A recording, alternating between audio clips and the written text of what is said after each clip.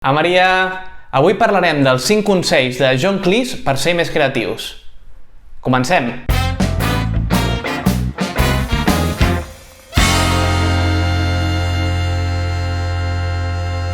Com us deia, en John Cleese ha tret un llibre que es diu Creativity, que és aquest llibre d'aquí, que no, veieu que no té res, vull dir, aquí el llom, si fes un zoom, veuríeu que posa Creativity, però he tret la coberta perquè aquelles cobertes de paper em fan pals, se m'arruguen, se m'embruten i ja està. Les cobertes aquestes de paper fan pal, o sigui, poseu el llibre, la tapeta, ja està, la tapeta i prou. La carita, pon la carita ahí! Uf, tinc una calor!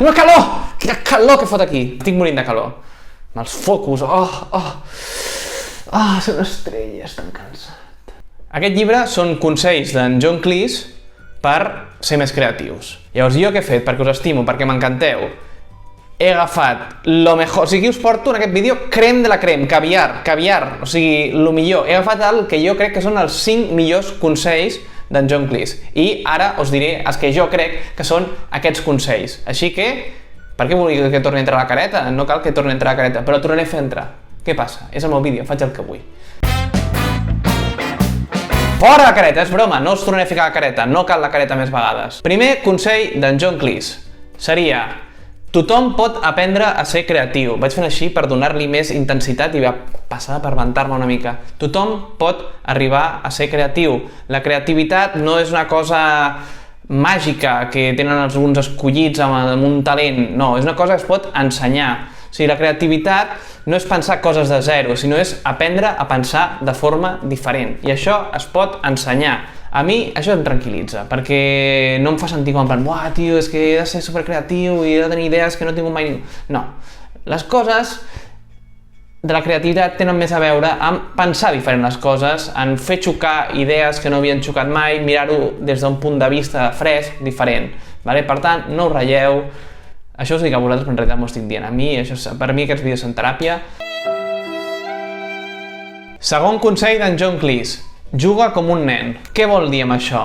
Bàsicament que ens hem de semblar més als nens quan estem creant. O sigui, quan un nen juga, no està pensant en no cometre errors, no està pensant en les normes, no està pensant en les expectatives que tindrà la gent, no està pensant en un producte final, està jugant.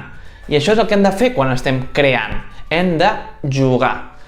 Per exemple, en el curs de la Llama School del Quique, de redacció satírica, el Quique diu una cosa que em va semblar preciosa, que és quan tu tens la premissa, la idea, juga amb aquesta idea, busca tots els camins possibles, diverteix-te amb aquesta premissa, després ja vindran les reescritures, que això és un rotllo. Però quan estàs amb el principi, vol que l'escriptura automàtica, passa-t'ho bé, és un joc, per què collons ho fem? No ho estem fent per patir, ho estem fent per passar-nos-ho bé. Tercer consell d'en John Cleese: evita les interrupcions. Segons John Cleese, hi ha 2 tipus d'interrupcions, el que serien externes i internes.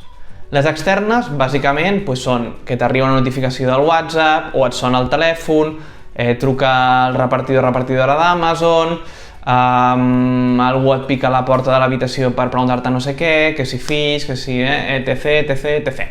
Tot això serien les externes.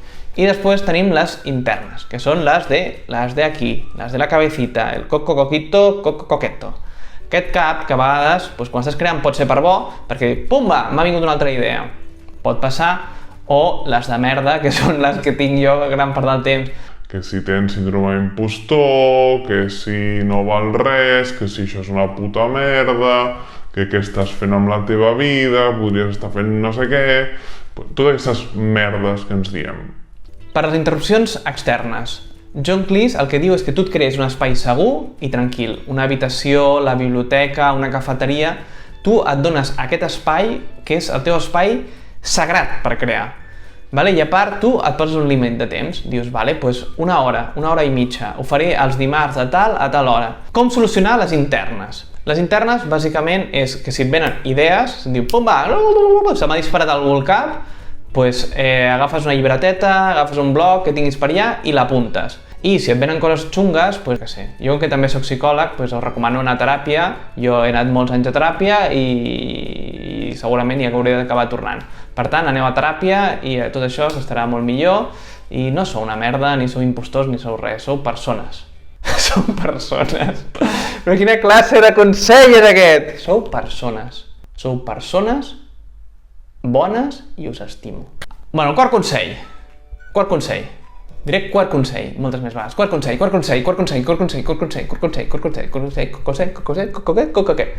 quart consell d'en John Cleese és que no critiquis les teves idees. Ell les compara com amb petites criatures, com recent nascuts, que són molt fràgils.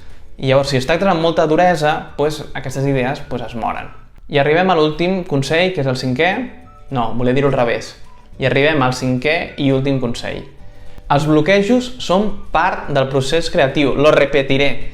Els bloquejos... Hòstia, m'ha molat, no? Com aquest, ei, com convidant a càmera, no? Tira'm el zoom, apropa't. Doncs els bloquejos són part del procés creatiu. Així que no et ratllis. A vegades estàs intentant resoldre una cosa, no et surt. Segueix. I potser després et surt o no. Torna el dia següent, no surt, no passa res, sortirà. El cervell està treballant en paral·lel. És com l'efecte de ho tinc a la punta de llengua. No se sap per què, estàs allà, quiti, com es diu això, no sé què, no et surt. I de sobte en un moment dius, nyaca, es deia així. Doncs és això, el teu cervell ha seguit processant aquesta informació.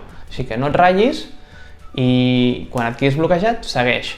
El teu cos ja sap el que ha de fer i el teu cervell també. Ja et donarà la informació en el moment en què hagi de ser. Així que no et ratllis. Ser creatiu va d'això, d'estar del chill, estar relaxats. Fins aquí el vídeo d'avui.